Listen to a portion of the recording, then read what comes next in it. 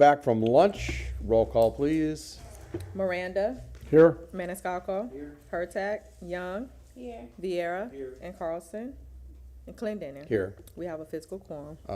Councilwoman Lynn is still under the weather. She will not be joining us this afternoon. And Councilman Carlson, I do not believe he's returning either. He had some personal business he had to take care of. He had a issue. We left off with number 67. Is staff here to report on 67? Good afternoon.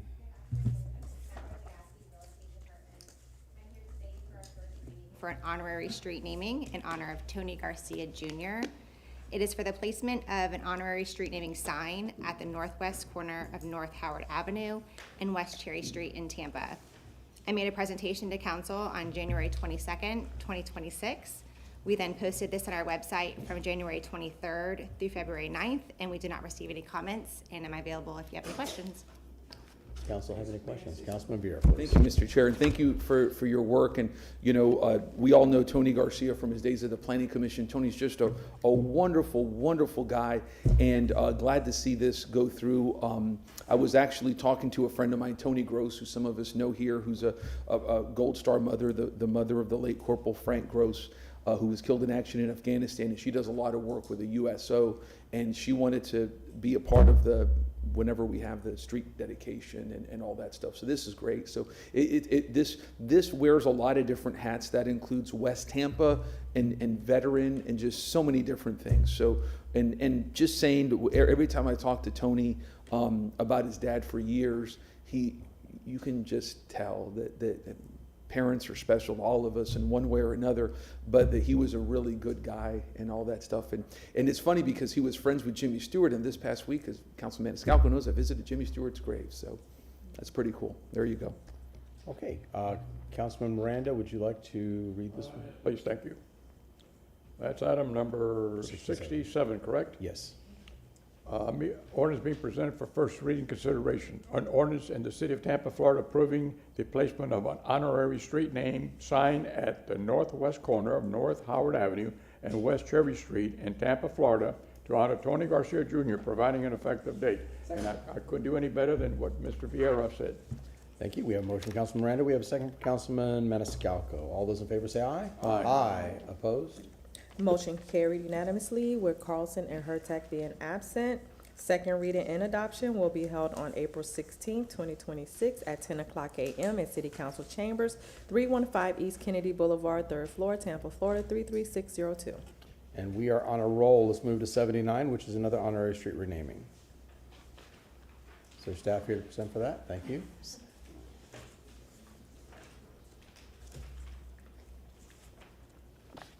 Great. Mallory Lagasse, Real Estate Department, and if they can pull up the presentation.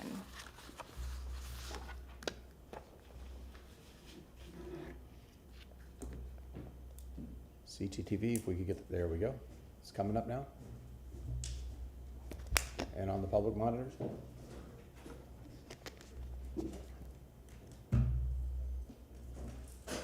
we go.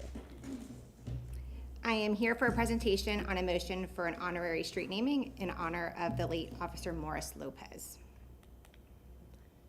Officer Lopez was just 25 years old when he gave his life in the line of duty. A dedicated member of the Tampa Police Department, he proudly walked his daily patrol through the historic streets of Ybor City, a neighborhood he knew well and faithfully served. On July 9th, 1949, Officer Lopez had just completed contact with headquarters using the local call box. This was a routine part of his patrol. Moments later, while standing at the corner of 7th Avenue and North 16th Street, his watch was violently interrupted. A blue Ford approached, a gunshot rang out, and a vehicle sped away. Officer Lopez fell to the ground and was mortally wounded. News reports from that tragic day stated that 4 witnesses saw Officer Lopez gunned down. In his final moments, even after he was struck, he acted with instinctive bravery, pushing a young paperboy out of harm's way as he fell. That selfless act reflects the very essence of who he was, a protector until his last breath. While the case of Officer Lopez's murder remains unsolved, his legacy of courage, duty, sacrifice endures within the community. Per our due diligence, the Mobility Department recommends installing an honorary street naming sign at the southeast corner of East 9th Avenue at North 18th Street above the existing stop sign. This location is adjacent to Centennial Park in Ybor City and would be highly visible to many pedestrians and the community at large. If council chooses to move forward with this honorary street naming, we request a first reading for May 21st or after, and I am available if you have any questions. Does council have any questions? Councilman Maniscalco. Just a couple of comments. I can't remember where I was the other day, but I met a gentleman who told me he remembers when this happened. He was a little boy, and it wasn't you, but it was, I forgot who it was, but they said, I remember when it happened, and he mentioned a paper boy and everything, and you know, I'm going through my calendar where you know, we go to so many things, but they distinctly remember, and I said, this is Morris Lopez, and we're going to honor this individual, you know, coming up here at City Council. But you know, you've given the information, and the grandson is here, and I mean, this is the least we can do for somebody that gave their life for this community. Even though it was 1949, it goes to show that when we say they will never be forgotten, they will never be forgotten. And so many people go to Centennial Park. I was there the other day, and there are always events going on. They see the immigrant statue,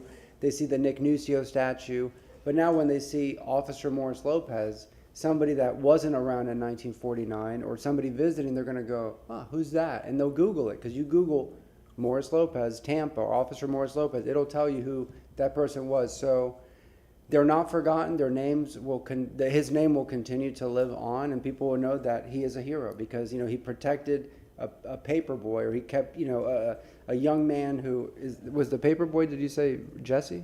Jesse Rogers, I believe that was his name, yeah. And if this is the same one I know, he was the dean at my high school that I got to meet over 25 years ago.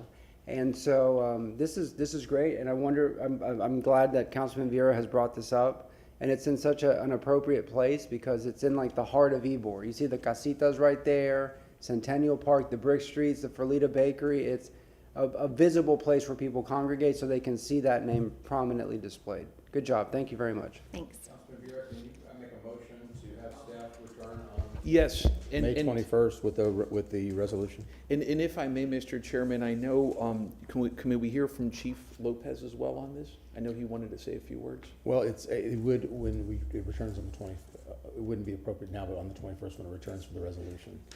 Okay, and Yeah. that's fine. I mean, Yeah. This is a staff report. okay, and I mean, is it okay if I say some words, or? Yes. If I may? Thank you, sir. Yes. Yeah, and so, yeah, and Assistant Chief Morris Lopez is here, and good to see you, sir. Always a pleasure. We really, really appreciate you.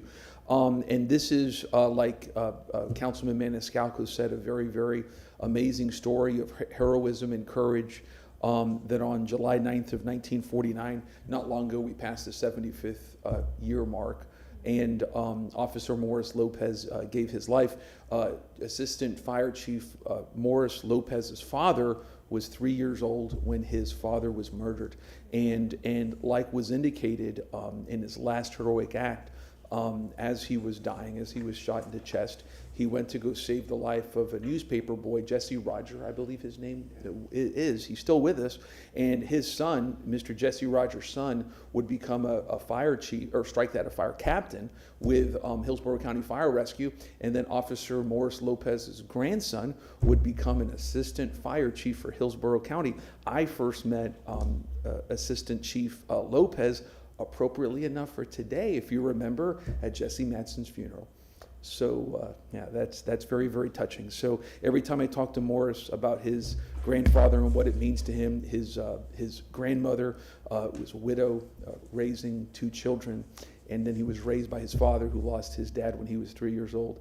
Very, very touching. So thank you for that, Mr. Chairman. So if I may, if anybody else wishes, I'll make the motion, if I may, to have this come back at what date? May 21st with a resolution with the renaming.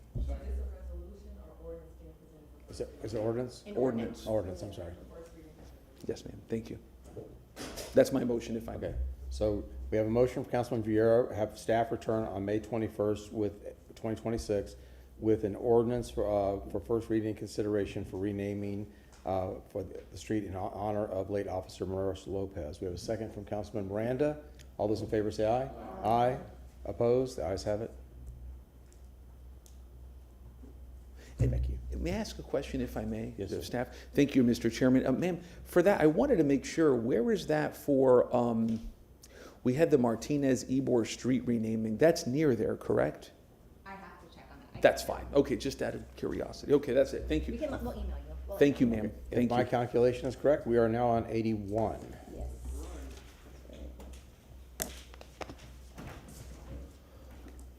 Good afternoon, Council. Kayla Caselli, Sustainability and Resilience for the City of Tampa. Just want to thank you all for the opportunity to, give you a little window into some of the work that we're doing today. And I'll just wait for the slides to come up here shortly. And there you go. Perfect. Like magic. All right. Yeah, very, very much so. Next slide, please. You should have a little. Oh, thank you. There you go. Perfect.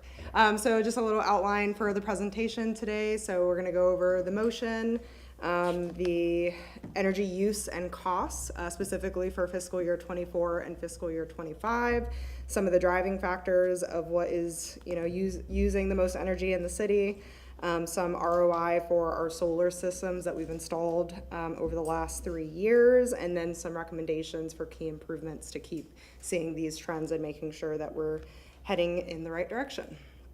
So here's the motion. All right, and then we'll get right into it. So I'll kick us off here. So basically, some of the big takeaways from the slide is we used 9.3% less energy than we did in fiscal year 25 than we did in fiscal year 24. And saved almost $300,000. So I think, one of the things we'd like to say is it would be almost a miracle to remain steady with the increases that we've seen, but to see a decrease by $300,000 is a testament to the work and the investments that staff is doing, the city has made, council has supported, and so we're just really appreciative of that continued support and partnership with departments like the Logistic and Asset Management Department, who Carl in particular on our team works really closely with on a day-to-day basis. And with that, I'll just say, energy efficiency and renewables are two things that work well together. Energy efficiency, I think, is maybe even more important because the cheapest energy is the energy you don't use, right? So seeing that decrease is super important and a good thing, a good sign for us. And then the next best thing is maybe the energy that we can produce ourselves, right? So that's an opportunity for us to be resilient, both to cost, but also to investing in renewable energy. That is a good thing and the right thing to do.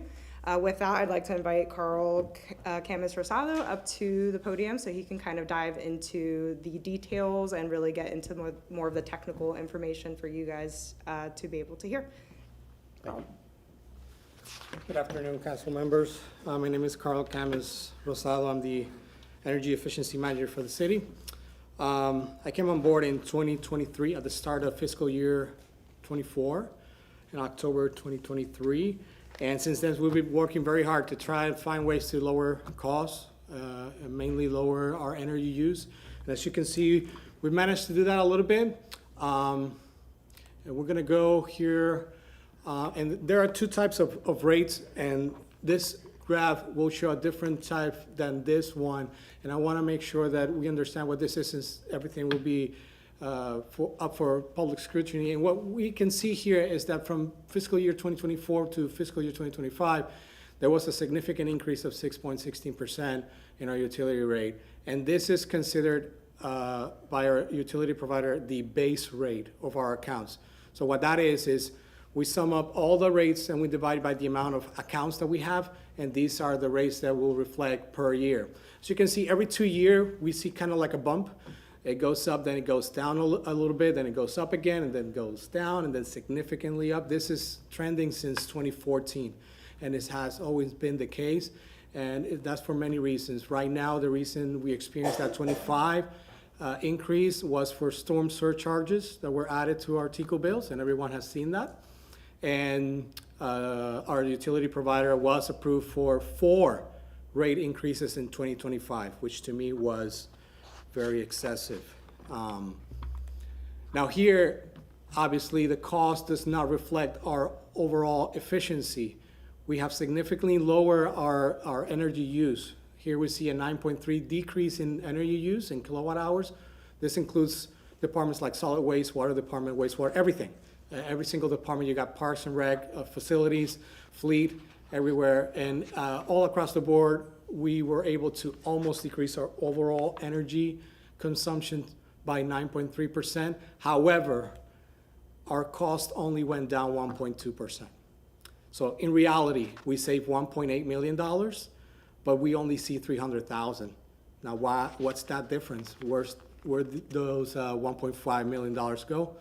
That's where the rate increases and the fees come in. All those fees and storm surcharges and fuel costs and everything added on, including the equity rate, which the utility provider advocates for at the PSC, they reduced those savings for us. Nevertheless, we still saw a decrease of almost $300,000, which is a big win. Usually you don't see any decrease, especially in government operations. Another key part of the work that we're doing is we have over 1,900 meters in the city. That's a lot of meters to account for, to try and analyze. But we've been able to create tools to analyze these, and this is one of the key examples that I can quickly show you.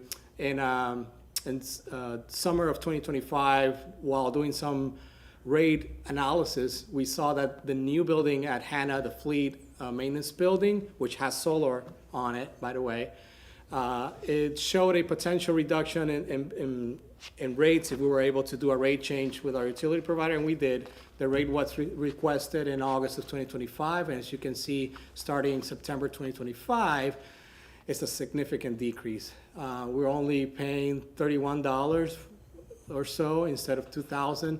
Now, if you can also see on the right hand there in the column of use, whenever we ask our utility provider for energy, that number is reflected there. So if you see the 43,000, the 27,000, the 9,000 in the bottom of that column, that's energy that we ask. Now, everything else is blank because the solar is providing the energy for that entire fleet maintenance building at Hannah.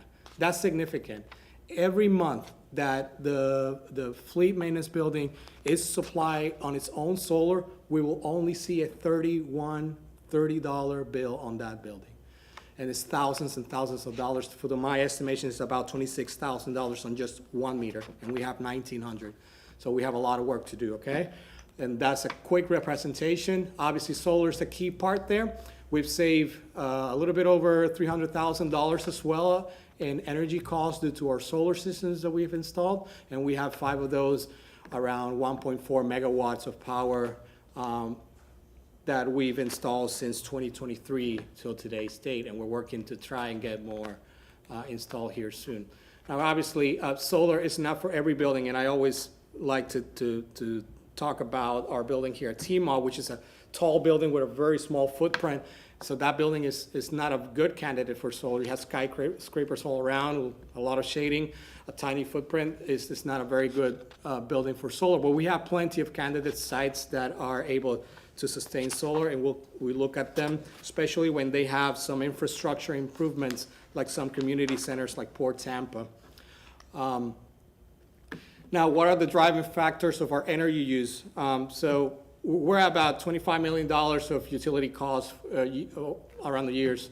And, we have very aging infrastructure at the moment. And obviously, there is a cost to replace those infrastructures. We have added new buildings, like we talked about, Hannah City Center, ETRC, the fire training tower. And I want to point out that HVAC, which is heating, ventilation, and air conditioning of a system, can account for 30 to 40% of a building's energy consumption. And that's one of the key driving factors that we're focusing on this year. And we work closely with our partners in LAM to try to create that partnership, especially with the HVAC team, which is an awesome team, very knowledgeable and experts on their trade, and we've been able to lower our energy costs due to their hard work and programming of our existing infrastructure. Now, we need to look at all the other infrastructure that we have for HVAC, and we have plenty. We have a list ongoing with the LAM department about key areas and sites that are up for replacement for HVAC equipment. Now, any investment in infrastructure like this will have a return on investment, especially HVAC, because obviously, like I said, 30 to 40% of our energy consumption comes from HVAC equipment. And we have sites with 25, 30, 35-year-old equipment. It's really, we have to look at that. And, you know, if that was a car in our fleet, we would seriously consider replacing that car for brand-new equipment, especially new HVAC equipments that are very high-rated in energy efficiency. And one of the key partnerships, like I mentioned, with our departments is mainly with our LAM counterparts. So Director Adriana Colina has been great, exceptional, actually. She's been very open. Have met with us countless times to try to make sure that we're going, we have what we need to work with our HVAC equipment. Also, John Mayer, the new facilities manager, great guy. He's been a key player in everything that we're doing. And we hope that, you know, we continue this trend of lowering our cost. And we have a lot of things in the back of our pocket here that we're working on to save millions of dollars, hopefully this year. And by next year, hopefully I can come back to you and we'll be in the lower 23 millions, hopefully, and save you more and more money. So if you have any questions, I'll be happy to answer them. Councilman Maniscalco. No questions, just some comments. The reason I asked that you be present, because I think this is so important, and I want the public to see that we are saving money, you know, because of the measure that we're taking, the importance of solar and the benefits, and we heard from the public this morning on rate increases. We've been feeling that too, everybody has, but we're combating that, and it's $296,000 is not a small amount, so we're saving money. We're not just we're not breaking even, we're saving money. And you had mentioned, you know, it would be a million something, but because of the rate increase, still, we've been able to fight that, combat that, because of the investments that we've made. And that's $296,000 now, and that's gonna continue adding up as we update, you know, like you're talking about HVAC. Yeah. That is a huge, you know, we have systems that are aging. We have, you know, they use 30, 40% of that energy or the power that we pay goes to that. But I just want to make sure that the public saw the great work that you're doing, and thank you so much. This is a very, very informative, so good job, thanks. Absolutely. Councilman Miranda, how much was your electricity bill last month? My electric bill next month, with the highest has been in a year, it was $30. So the same as our gigantic building that the city's, what, $30 we're paying for? Yep. Yeah, 1 meter was like 30. So you're overpaying. Well, they know, well, it used to be 15 and 16, remember that? I turn them in once a month if I remembered. Yeah. And I turn my water bill in. If I go over one unit, I don't come home anyway. I punish myself. I got to sleep outside. But these are the things that I do. I mean, I haven't used, there's no grass in my house. I took it out 25 years ago. I'm very much into what I call what's coming next. And I see that the heat has been much higher this year than last year. And if that's the case, and the cold up north has been much colder than last year, we're in for a big trouble this year. But I want to thank both of you for doing what you do. The public doesn't understand that our electric bill on a daily basis is about $70,000 a day. Am I correct or close to it? Yeah, close to it. And what I'm saying is that's an enormous amount of money, and you guys are doing, both of you, and along with your leaders and your people that you work with, are trying to do the right thing and make sure our cost does not continue to rise, even though the cost of product is higher. That your job is to make sure it stabilizes and goes down. And I like that. This council, I would imagine, would like to do something. Maybe, I don't know how much land we have outside the city limits, but maybe we want to put a solar farm or something that we can connect to really make it useful, that we can use refuse to energy in a system that's not used before. We have the water plant. I'm sure you have something planned there if you already haven't started. You have the tertiary treatment plant, and you have the refuse to energy plant. All those use a lot of energy. Maybe you already have some there. I don't really know. But you're right, on the building downtown, you can't, because there doesn't get much heat. The heat, you got to get it during when it's high in the sky, and behind the sky, it throws shadows on other buildings that you can't use. But I think there's still maybe a possibility to still have that $3,000 federal government rebate. I'm not sure if that's gone yet. But when I put my solar on 6 or 7 years ago, it was $13,300, but I got a $3,000 rebate from the government. And that was a house of 1,500 square feet. When I asked for a bid the other day on a house that's 810 square feet, the cost was $24,500. So I mean, it's a big difference now to when I got it then. But everything continues to climb, and if I had it my way, I'd put solar in any house that my family owns, because it's a real good thing for the purchaser, and an even better thing for the economy all the way around, because it helps nature, and we're messing around with the wrong person. Nature has no middle name because it carries everybody's last name. Now, I'm gonna be quoted, that I guarantee you, in the media, but it wasn't meant that way. But it means that what one does, it affects everybody else, whether you do it one way or if you don't do it the negative way. And I hope this city continues on the nature product, that we form what we have, and I'd like to see more and more of these things go in city parks all over the city. I think that's the next thing we ought to do. And if I may, for a last comment, I want By to the way, commend if council. if I do something, if I ever ask, or this council ever asks for a request, I want a numerically number on the years of paid out included in your response. Yeah. So I just want to mention that from 23, fiscal year 22 to 24, we saved $1.1 million. And from 24 to 25, it's those 300,000. So we're down $1.4 million in the last 2 years. And I want to commend council for approving our positions so that we can look into this, because there's a lot of opportunity in the city to save even more.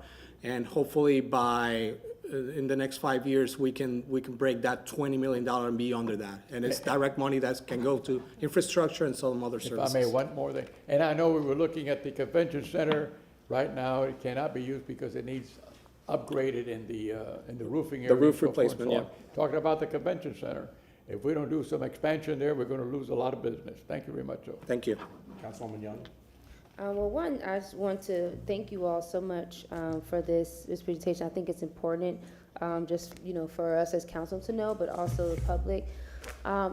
Is there, I know this is specifically for, for the city, but are there any ways, are we exploring, or is it possible to explore ways that we can make solar accessible to the public? Because Charlie, I wish I was living where you were living, because I'm definitely not paying $36. But I would love to see like how we can, make solar a little bit more accessible so that everyone can experience lower rates and lower on their bills. Yeah, thank you, Kayla Caselli. I think one of the things that we've done and we hope to continue is we had a solar co-op program that we were part of. It's a nonprofit. I think Councilman Miranda took part in one of the first ones. And so basically it's a group buying program. So, the city isn't expending any funds for it, but basically it's kind of like going to Costco versus going to Publix. When you buy with 100 of your neighbors or 100 people in your city, you get a cheaper rate on the solar installation. And so that's something that we've participated in for probably at least the last 4 years, if not more. Say that again? Are we still participating in it? We should be for this year as well. So as soon as I have the information, I'll be glad to share that with council. Please, thank you. So FYI, the federal rebate expired in December 25. Yeah. Yeah, for residential, so commercial, still can be- yeah, so the city's still eligible for the 30%, but there's a new requirement. It's called the domestic content requirement, and so a lot of people in our industry are kind of figuring out exactly how to meet that requirement. Nothing's made in the United States. Right, so a certain amount of percentage of the panels or the inverters or batteries would need to be made domestically, and some of that market is up and coming, but it's not exactly where it probably needs to be for the demand that we're seeing. So do we have a real estate assessment of buildings in the city that are owned by the city of Tampa that would be solar eligible or compatible? We do, yeah. We have a feasibility list in the climate action plan. It's a few years old at this point. The convention center was one of them. We did the study and found that the roof and some of the meters were not, supportive of solar at that time, but hopefully in the future when we do replace the roof, that would be a huge opportunity for the city to pursue. And we certainly have other ones, including, Port Tampa. I think that last year was was upgraded and updated. And so that is probably one where, of course, you want to do energy efficiency first, right? Because you can reduce the size of the solar system that you put on the building if you have an already existing efficient building. So we end up saving on spending less on the system and then spending less on the energy of that building. And so that could be one that we might be coming before you, hopefully this year, So to ask. I'd be remiss if I didn't ask you about Fire Station 24. Are you guys engaged in that design and incorporating solar into that as well?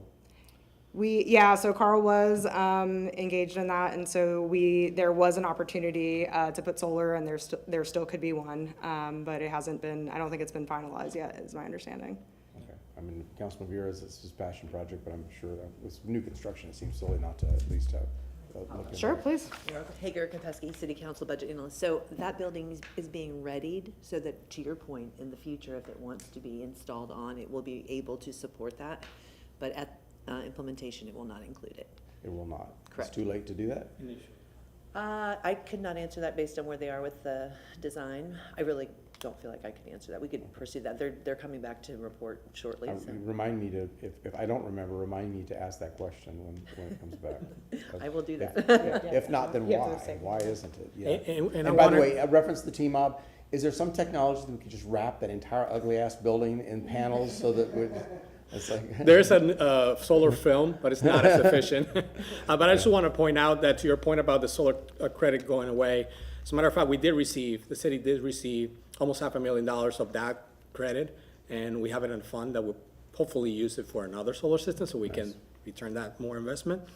But what we've seen is a lot of these solar companies are getting very competitive. Since that credit has gone away, they've been very aggressive in their proposals that I've seen in other cities, and the other cities have been able to publicly announce. So hopefully the prices of solar is going to go down even more now that those credits are going away. We haven't put out any bids recently, so we can't really assess that for ourselves, but what we can see in the market is that we're seeing a lowering of the price because of the credits going away. See, I mentioned Fire Station 24 and Vera miraculously appears. Okay. Ask Got any other about- questions? About it being solar ready. Any other questions? Okay, Thank you. you're good. Thank you for the Thank you. presentation. Good presentation. Okay, that concludes item 81. We are now moving to our budget priorities with Ms. Kopesky. Surplus priorities. Surplus priorities. Yes, so I am actually going to need to use the wolf.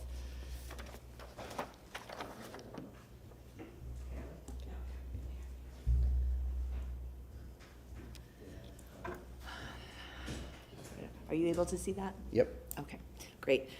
So you'll remember back in February. Start with your name. Oh, Hager Kopesky, City Council Budget Analyst, sorry about that. Back in February, the group came together and we did an initial stab at where everyone felt the interest was to utilize the 5.3 million. So this slide is showing in total, when Revenue and Finance shared with us what was available, it was a total of 5.3 million. Last month, we took care of the Social Action and Arts, where we actually went through and agreed to an additional 500,000 in total. That has been dealt with via a resolution and is in motion and moving forward. So I just referenced that here at the top to remind everyone that it was incorporated into the overall total of 5.3. So today, I was to come back after meeting with the group again and having additional discussions with the park staff to kind of fine tune and really challenge ourselves. So one thing I will say is when we looked at this initially, this was about $500,000 higher when the roll-up was done by the districts, the four of you. And so we challenged ourselves, went back with Ted and Parks and really just said, based on the highest needs and the prices that we believe are out there for much of the equipment, and we were able to make some choices to bring that back in line with where the surplus actually was. So that's great. So this is, again, just to conclude that based on where the next slide is going to reflect, we are meeting the expectations of what we had available in that prior year of surplus. Now this is the detail, and I apologize. Do you need me to blow it up, or can you? I think you guys have a copy as well, but let's just see here. Okay, so just a few, really just a few call outs here. So I have organized it by district. This was done, I would say, in different methods, but I think there was quite a bit of input from the public in many cases. There was a lot of research done by each of you, actually, with the Parks Department to think about what the big and immediate wins could be. There was some consistency here where you see several of the areas are focused on trying to address pool before summer, so some work on the pools. One item that continues to be very important to all of you has been the future of the Yellow Jacket location. So remember, this is just using fiscal year 25 surplus. So what I want to make clear here is, after discussing with park staff, this is securing a small amount. This will be a capital project, but primarily. So it will roll into next year. They have committed to the fact that the design and the completion of that will be able to be done in fiscal 27. So even though we've been talking a lot about design, when the fiscal 27 budget is done, that is where the additional capital dollars will come into play. Again, that's a hot topic, so that's why I wanted to focus on that. Additionally, if you see the very last item, it is not slotted into one particular district, and that is the River Tower Park Boardwalk. That's in the Sulphur Springs area. This group has consistently been trying to focus on Sulphur Springs, and each of you were supportive of this. This was also an item that was presented from Parks directly as a high need. And so it's simply included here as a collective ask as opposed to assigned to any one particular district.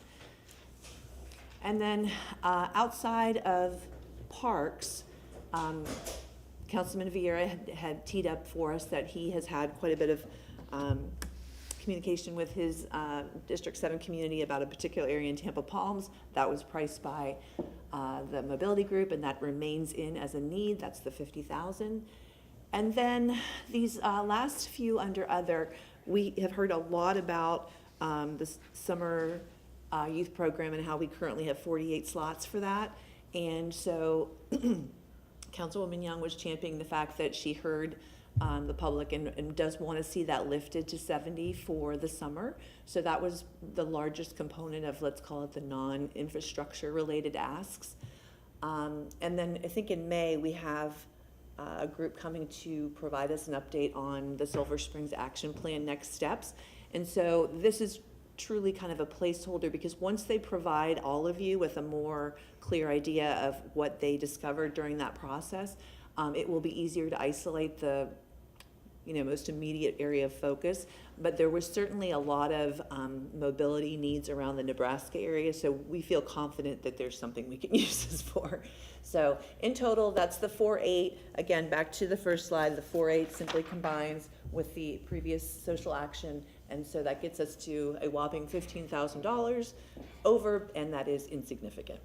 So is there any questions or comments about any of that? One, I want to thank Ted Fowler. We asked him to present a list of the priorities from the Parks and Rec Department, from the administration, and we incorporated it into this ask. I want to thank you for rolling all this information together and capturing council's conversations into this document. I think you did a great job of doing that.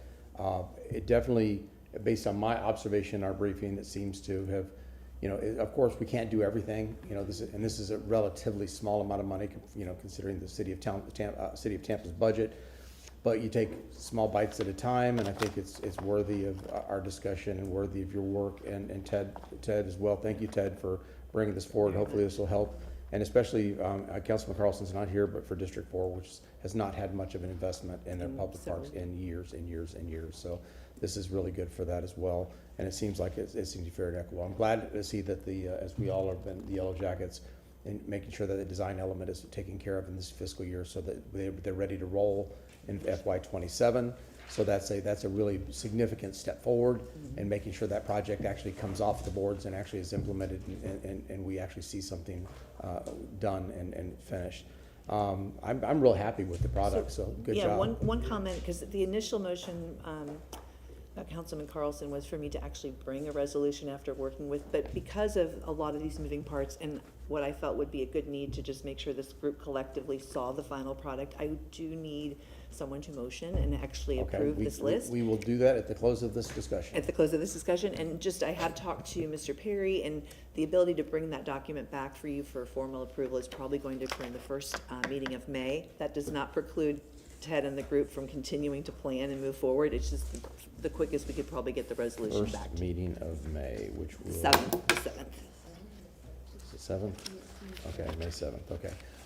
Yeah, no, great job, and again, and also for Sulphur Springs. I mean, you definitely captured the intent of this council. I think the boardwalk is gonna be important. Again, I think it's something important to at least probably 3 different council districts, and as they overlap in that kind of joint area. And of course, not to mention just important for the community to show that types of improvement and investment. So, Mr. Shelby, did you have something to add? No, thank you. Okay, I saw lights. I think Councilman Vera first, Miranda. I think they were first. Councilman Miranda? Okay, Councilman Vera. Oh, yeah, no, thank you, Mr. Chairman. No, but thank you, Hager, for all your hard work. We were talking yesterday before on this, and you've done a great job. And I'm glad at a couple of things the chairman mentioned, the Yellow Jacket, Sulphur Springs. I think that's great. And that includes, I think it's about $2 million for South Tampa Parks, which is great because, you know, I know a lot of people, obviously, in South Tampa. We always hear about a lot of the parks out there and how they need additional assistance. I was also glad to see a couple of additional things for New Tampa, $175,000 in playground equipment for children with disabilities at the New Tampa Nature Park, which is great. And I didn't, how shall I say this? I didn't try to stretch a single into a triple on parks with New Tampa. Oh, go ahead, ma'am. Were you going to say something? Well, I actually want to make sure too that everyone understands the Copeland Park Trail improvements also are going to allow some accessibility improvements great. to occur. Yeah. So I just want to call that Yeah, out. and that's great, obviously, for our friends in Copeland Park on Fowler as well. So we've got, we met, was it yesterday? Yes, it was yesterday evening for the K-Bar Ranch Park. So we have that coming, which New Tampa is very excited about, K-Bar Ranch and all those communities out there. So that's a good thing. But no, yeah, this is great. And only thing I would mention for the $15,000 is that I'm going to motion to have that for additional commendation plaques. Let's be realistic, you need more than that. Councilwoman Young. That's funny. It's funny because it's true. Just ink, we need that, just the ink. No, I just wanted to say thank you, Hager, because I know we have met about this, and I think this is going to be really awesome. And I'm proud to be able to go back to the communities and say, you know, this is what we, you know, our council champion for, and we're going to see some positive things happen. Really excited about the action plan. And to your point, Councilman Clendenin, we can't do everything at one time, but little bites at a time. So I'm very excited to see this come to fruition. So thank you for working hard with this. Those people who are listening, these things don't just happen. It requires a lot of behind the scenes. So again, I go back to Ted Fowler and getting us this information and diving in and you know, really extracting, because of course the needs of the park department, I think if I remember, is this thick of a book of needs. So to be able to parse that down and do this and do the work, and then with Ms. Kopesky, what she's done. Thank you. Again, this stuff doesn't happen. It seems easy when you just bring it forward to council for one small vote, but it's lots and lots of hours behind the scenes. Okay, who wants to make a motion for staff to return with the resolution on May 7th? Is that right? May 7th. Okay, we have a motion from Councilman Maniscalco. We have a second from Councilman Vieira. All those in favor say aye. Aye. Make that a consent agenda is fine. We have a motion from Councilman Maniscalco, second from Councilman, we had the vote, right? That was good? Yeah. Okay. All those opposed say nay? The ayes have it, thank you. Okay.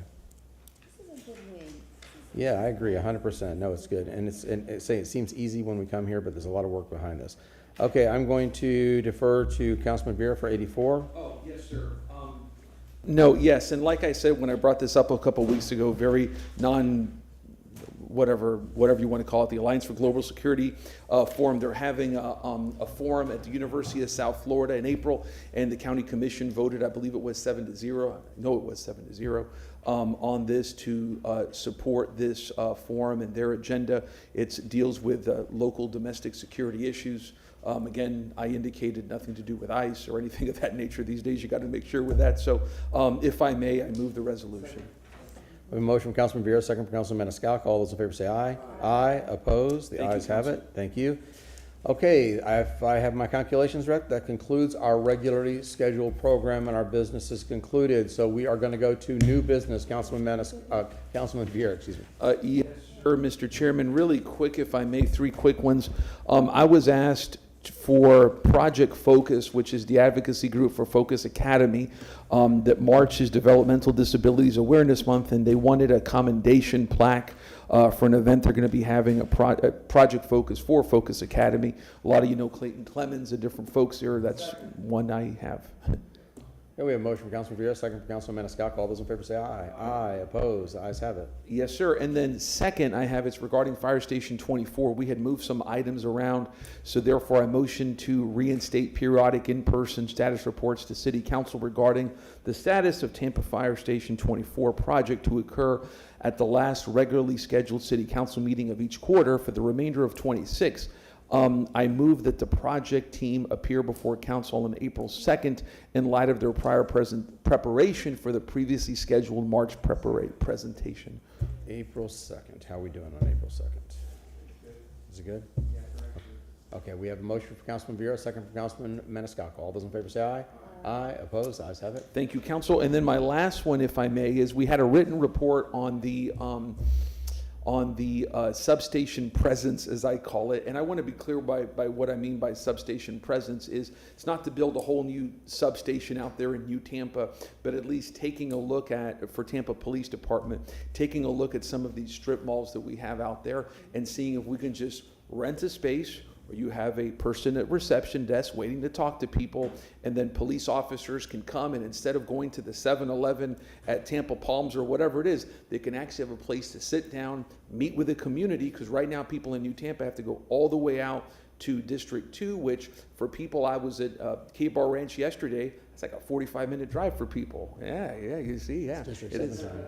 What, I'm sorry? District 7 time. Yeah, oh, I know, right? It is. So my motion, I saw a memo from Chief Burkoff pretty much stating that he opposes the idea of a new police substation out there. Again, that's not what I'm looking at. I'm looking at something that's much more narrowly tailored for my replacement, because I'm going to be leaving in October, November of this year, and I want to make sure that my person who leaves afterwards is able to run with this. And so my motion, therefore, is again, for logistics and asset management to provide a written report on the costs of a substation presence in New Tampa for Tampa Police Department. Specifically, this entails not the position of the administration on this, but the costs associated with rental, and I'll get everything for you, Celine. Oh, I know, right? But the costs associated with rental of a building in a strip mall, personnel to staff said building, and other costs associated with this. We have support from everyday police officers for this. I've spoken with Police Benevolent Association, etc. My goal, council, again, I'm not talking about some big Taj Mahal out there. I envision this being a $100,000 allotment in the budget so that once I leave, the other person can, God willing, run with it for New Tampa. Oh, and I have to get a date for that. I apologize. What are we in? Let's do the third week in April for a written staff report on that, if I may. That's it. A written staff report. Yes, sir. Okay. Yep. We have a motion. And if they need more time, just let me know. It's fine. We have a motion from Councilman Vera, second from Councilman Maniscalco for a written staff report. All those in favor say aye. Aye. Opposed? The ayes have it. Thank you, council. That's it. Thank you. Okay, Councilwoman Young.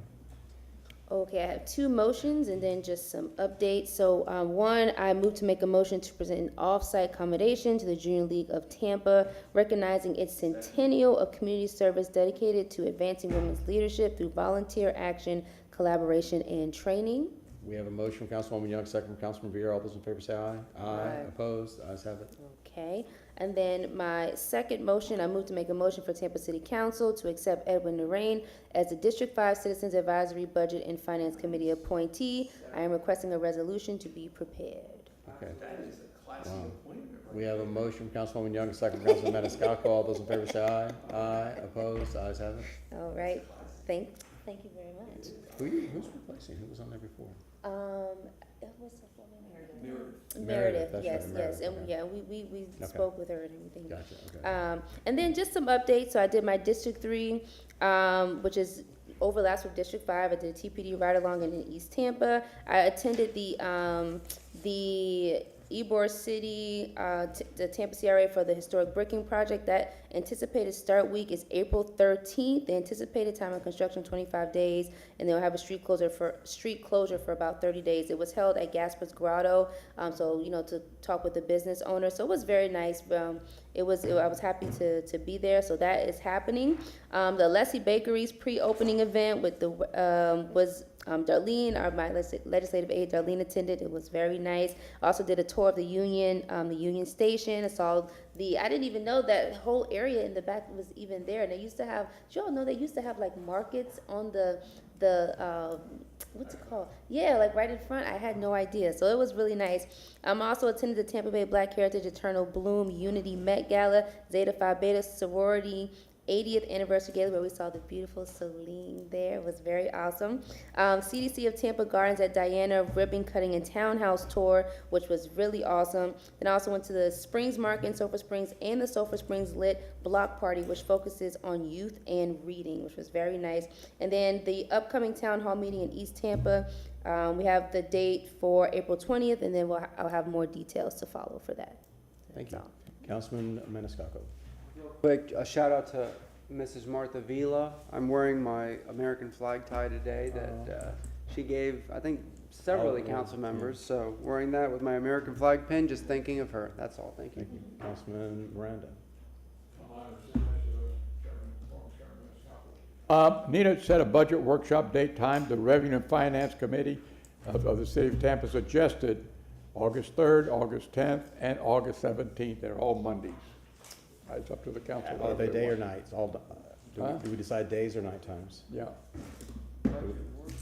It's for the 3 budget workshops we Yeah, do that for we the have. fiscal year. Bring it back next week when you have a full council. Yeah, so that Distribute the dates if you can. Yeah, let's do that, so then Bill All right, and no Ryan problem. will be here. That's good. That's a good idea. That's And it. also, we need to make determination whether this can be day or night meetings, so. Or a mixture of both. Councilman Maniscalco, can I pass you the gavel? Yep. Okay, I'd like to make a motion to provide an offsite accommodation on March 20, 2026 for Pride of Tampa and recognize March 20, 2026 as a day to celebrate Pride in Tampa. The Pride Sit-Up celebration will take place at historic Ybor City this Saturday, and Mayor Castro will be there doing a proclamation from the city as well. What time is that happening? It should be determined, but it should be around midday. Okay. Yeah, Sam will let y'all know. We have a motion from Chairman Clendenin, second from Councilmember Miranda. All in favor? Aye. Any opposed? Yes, sir. Okay, I'd like to make a motion to provide an offsite accommodation on April, gosh, I sound like Councilman Vieira now. Provide an offsite accommodation on April 21st to recognize Michael Tomar for his outstanding leadership as Executive Director of the Tampa Museum of Art. We have a motion from Chairman Clendenin, second from Councilmember Miranda. All in favor? Aye. Aye. Any opposed? Yep. Okay, April 7th, we had that special call meeting. So here's this secret sauce. Part of me wanting that and why I so dug deep on that was because the potential of having baseball come on the agendas on the first or second meeting in April. So wanting to reserve a spot because afraid that our schedules are going to be overloaded because of that. It doesn't look like it's definitely going to come up in the first meeting of April, so I don't think that's going to be relevant anymore. All we have on that agenda right now is staff reports. The clerk's office would prefer that we move those staff reports and cancel that meeting for their workload. I'm willing to, whichever, I've done a little bit of work. Some of this, let me voice this out. Councilwoman Young, you have 2 items. It appears as though both of those items could be combined to one. It's code enforcement and Tampa Police basically talking about the same thing, right? Mm-hmm. It seems like that could be one item we could combine, and we could continue that to April 16th, both of those items, if that was okay. Is that okay with you? All right, we have a motion to then condense from the April 7th special call, the Code Enforcement and Tampa Police Department providing the in-person reports to address the violations regarding the parking lots, rodents, battery expired food items. Move those, condense them to one and move those to April 16th April under 16th. in-person staff reports. Yeah, Is that fine? exactly. Okay, we have a motion from Council or Chairman Clendenin. Do we have a second? Second from Councilmember Young. All in favor? Aye. Any opposed? All right. Okay, the next thing is for the EDC report. That is a presentation on for small minority and women-owned businesses. The only day I see really that's really wide open to move that would be to move that to June 18th for presentation. Would you mind doing that? June 18th. Right.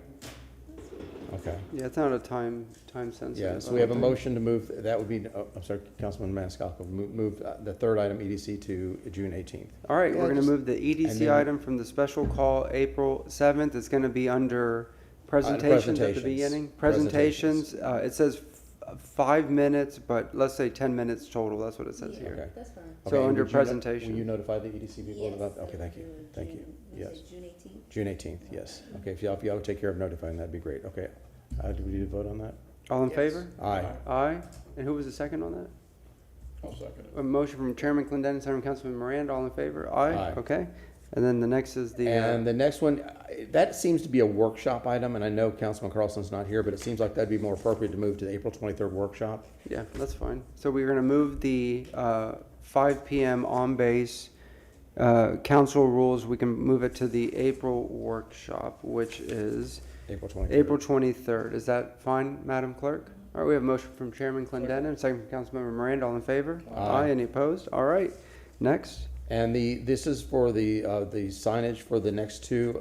It appears as though they should probably go to, Condensed, put together. yeah, condensed and put together, and why don't I have a date on that one? Is that the May 21st. May 21st? Does that work? That's a regular meeting. It Yeah. looks pretty light. Okay, let's do that. May 21st? All right, we're going to condense those two digital sign items by Councilmember Clendenin. Motion to move those to May 21st under staff reports. Staff reports, yes. All right, do we have a second? Second from Councilman Miranda, all in favor? Aye. Any opposed? Now I'd like to make a motion to cancel the April 7th special call meeting. We have a motion to cancel the April 7th special call from Chairman Clendenin, second from Councilman Miranda, all in favor? Aye. Any opposed? Anything else? And that's it. Motion to receive and file. Whoa. Is it a commendation? No, well, no, it's not. So today a woman who's a friend to all of us, who's a wonderful person, Karen Clay, her son Mike died 6 years ago today. So just wanted to just send out our love to Karen. Absolutely. She's a wonderful person, and that's all. We love you, Karen. We do. Motion to receive and file. So moved. We are adjourned.